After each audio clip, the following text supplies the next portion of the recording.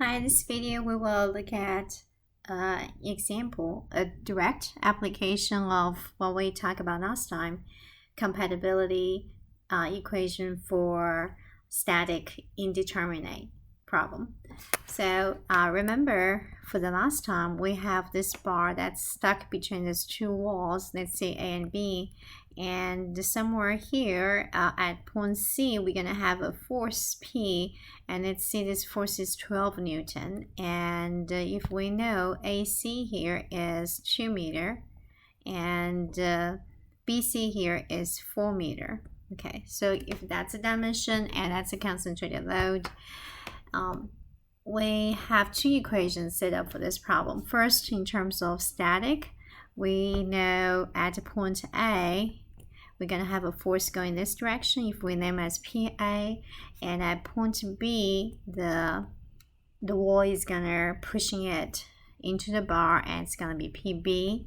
And the first static equation we have we have PA plus PB equals equals 12 Newton. We have that as our first equation, right? Last time we wrote like a P minus PA minus PB equal to 0. That's essentially the same equation right here. Then we also use compatibility equation. For that problem, a compatibility equation is the deformation. So delta for this entire bar, AB is equal to 0. Then we have this equation. We have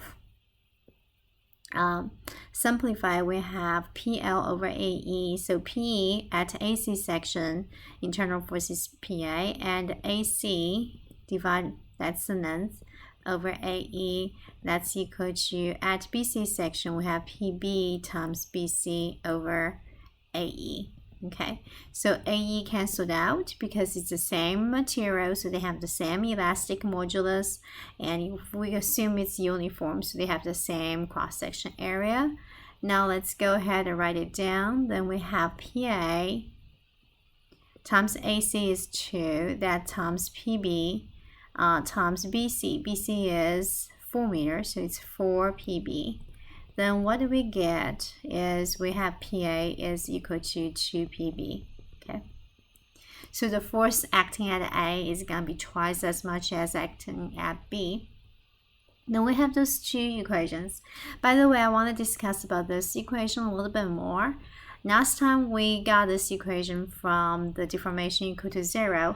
Another way to thinking about it, because we know at AC section it's being extracted, is being elongated, so that's elongation. Right here we have this elongation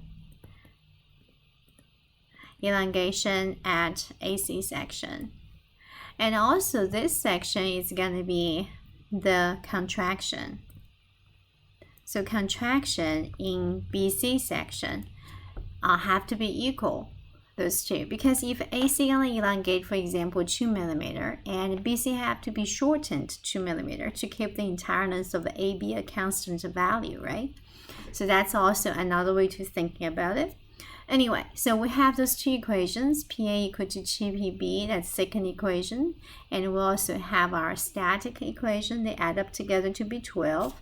Then solving those two, you can quickly figure out PB is going to be equal to 4 Newton, and PA is going to be equal to 8 Newton. So that's your answer to finding out the reaction support at A and B. Okay, that's pretty handy because previously statics we cannot solving it, but now adding the strength material, consider that deformation as this deformation for our compatibility, we can solve it now. All right, I'll see you in the next one.